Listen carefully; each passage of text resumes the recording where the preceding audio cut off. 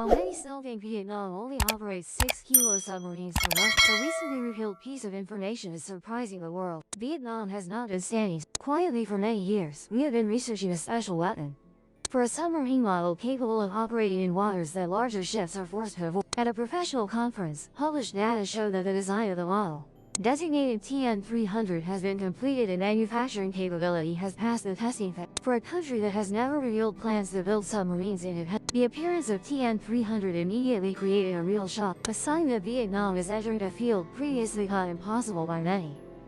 The person confirming this information is a colonel and doctor who directly participates in the program's technical board. He stated that independent research and manufacturing is no longer just an idea or desire, but has entered the practical phase.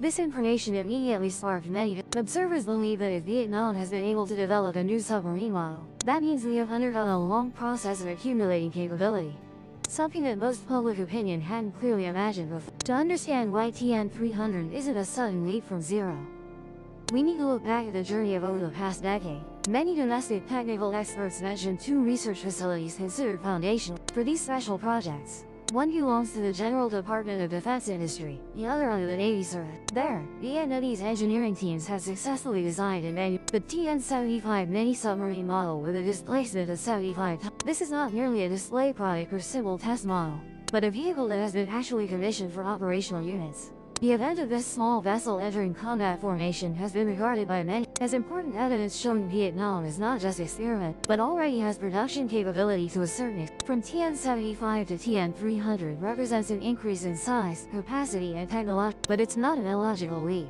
Technical analysts often compare the development from 75 tons to 300 tons, like transitioning from manufacturing a small vehicle to a more powerful one. Following proper production capacity expansion, the question puzzling public opinion is why Vietnam must do this itself. When purchasing submarines from countries with long-standing experience is considered an easier and less risky choice. Many question whether self-manufacturing creates unnecessary burdens, when Vietnam could completely continue buying larger submarines, more modern ones from countries like Russia, Germany, or South. However, some defense experts argue this comparison isn't entirely accurate, because the roles of submarine classes are different. Kilo submarines with about 3,000 tons displacement are likened to main forces for combat missions in deep sea areas, serving strategic deterrence objectives. They carry long-range weapon systems and operate in vast areas. But not all of Vietnam's maritime areas are suitable for such large vessels. The Gulf of Tonkin area, some waters around the Spratly Islands or coral reefs, all have limited depth. In such environments, large submarines easily face risks of exposure or mobility limitations. Therefore, many analysts conclude that a small submarine model like TN-300 would be suitable for support roles in shallow waters, where stealth and flexibility are required. Some opinions also question whether this 300-ton vessel model can undertake work such as covert reconnaissance forces, information gathering, or performing special missions. With manufacturing costs significantly lower than those of larger vessels, Vietnam could completely possess more of them, forming a multi-layered defense combined with a kilo submarine. Parallel to the tactical issue is the strategic issue. A stream of opinion in the defense research community believes that Vietnam does not only view the TN-300 as a combat vehicle, but also as a tool to expand autonomous technological capability. When using submarines purchased from abroad, dependence on the manufacturer for maintenance, repairs, and upgrades is unavoidable.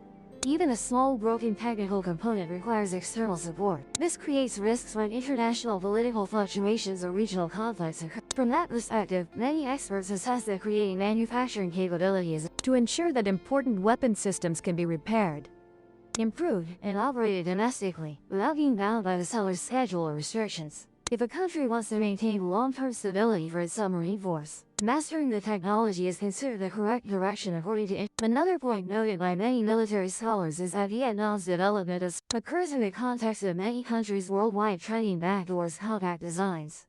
Countries with long-standing experience like Japan, South Korea, Turkey, have all been researching submarine lines under 1,000 tons to meet combat needs in shallow or semi-offshore waters. This shows that Vietnam is not going against the trend and is approaching a direction that has proved practicality in modern conflict environments. Compared to small vessel models worldwide, there is currently no public information, engine, or acoustic stealth capability of this vessel model. However, the completion of the design suggests a high likelihood that Vietnam requirements for buoyancy systems, directional control, pressure chambers, and Components. The core elements determining submarine quality. Some analysts suggest that Vietnam might aim for a combined model between traditional electric-powered vessels and noise reduction solutions based on material structures. This not only suits domestic industrial, but also helps maintain stability and ease of repair, factors highly valued in defense forces with limited budgets. However, there is also a view that the acoustic stealth level of the TN-300 will be difficult to reach the threshold of larger submarine models due to size limitations and technical optimization. Meanwhile, the issue that many people are most concerned about lies in the story of quantity of the TN-300 in future organization. There are no signs showing that Vietnam has started building the or has only completed the design phase. Nevertheless, the fact that a representative from the Technical Council confirmed research progress shows that at least the project has had internal review rounds. Some opinions hypothesize that Vietnam might want to test design capability before deciding to invest in a complete manufacturing line. However, many factors make this project more noteworthy than just the technical aspect. Some scholars believe that possessing submarine design capability means Vietnam is advanced deeper into the group of countries with relatively complete defense industrial ecosystem. This brings two major impacts.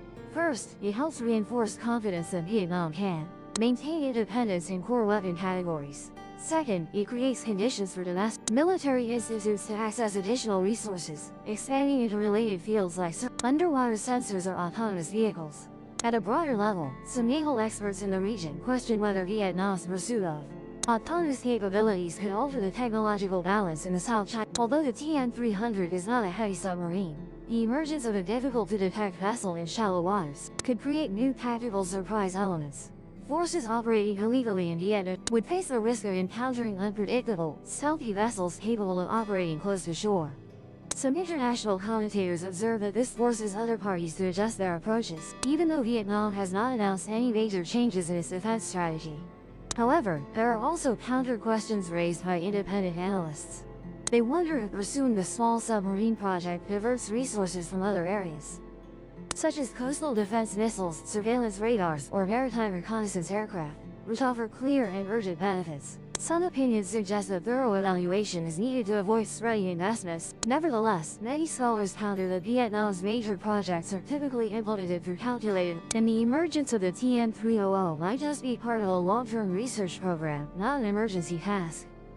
From a socio-psychological perspective, information about the TN-300 generates many people express surprise because there was previously little news about domestically built submarines. This secrecy is often explained by military security requirements. Some experts believe that starting to release information piece by piece could signal the project has reached a sufficiently stable stage to share externally, while also building public support and promoting long-term investment needs. Amid ongoing debates, the most apparent thing is that the TN-300 has opened a new approach to how Vietnam builds maritime strength. Not loud, not showy, but enough to raise questions about the next move. And it is precisely those questions that create the project's special appeal, an appeal that comes not from glamour, but from the substantive prospect of future defense technology autonomy. Like the journey? Subscribe and join the next expedition.